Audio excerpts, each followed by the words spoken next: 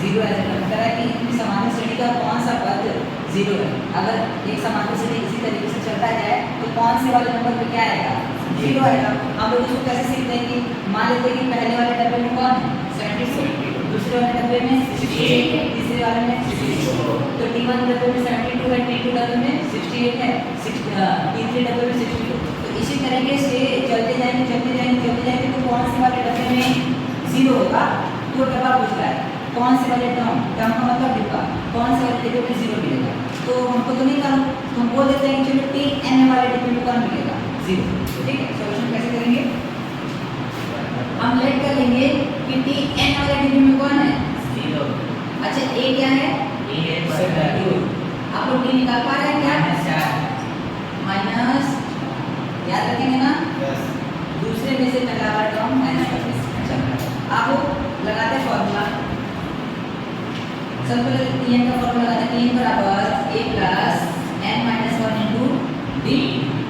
अच्छा Tn को क्या हम लेट किए हैं, जीरो, यहाँ जीरो किए, A की value plus n minus 1, D कितना है -4, देखो n माइनस 1 और D के बीच में इंटू है ना, जब D लिखेंगे तो ब्रैकेट लगा के लिखिएगा ताकि पता चले कि क्या हो रहा है, इंटू हो रहा है। ओके, सॉल्व करते हैं। सबसे पहले हमको n चाहिए ना, n क्या देते हैं, डिब्बे को बताता है कौन सा वाला डिब्बा, n क्या है, कौन से वाले डिब्बे में वो नंबर मिलेगा तो वो बताता है n क्या है। तो हमको n की वैल्यू निकालनी है, n की वैल्यू निकालने के लिए जो बातें जो चीजें n के पास है उनको इज इक्वल टू इधर लाते हैं और n की वैल्यू फाइंड करते हैं। तो सबसे पहले कौन आएगा, 72 इधर आएगा तो क्या बनेगा, इधर क्या बचा n माइनस 1 और माइनस, अब क्या करें, अभी n माइनस 1 के साथ ये भी है तो इसको भी हटाएं, ये माइनस 72, तो ये मल्टीप्लाई में है तो कहाँ चला आएगा, इस तरीके से इधर बचेगा n माइनस 1, तो माइनस से माइनस गया और 4 से कितनी बार दी, 18 बार दी, तो ये आ गया n माइनस 1।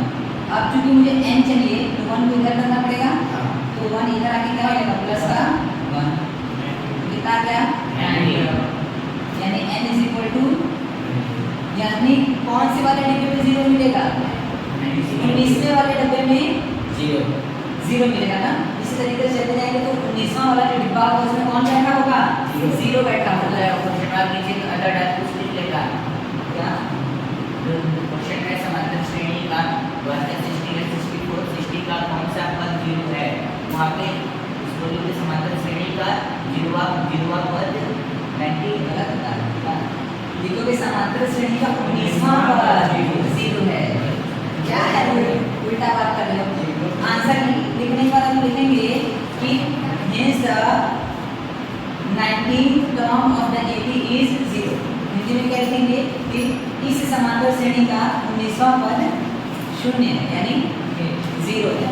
ओके, लिख लेंगे हिंदी में ना, इतना करने का लिखना होता है।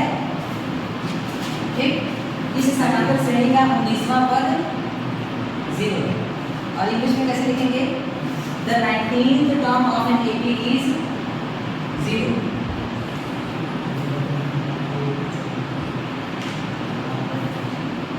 Hence the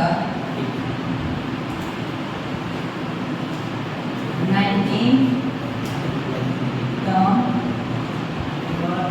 of the AP is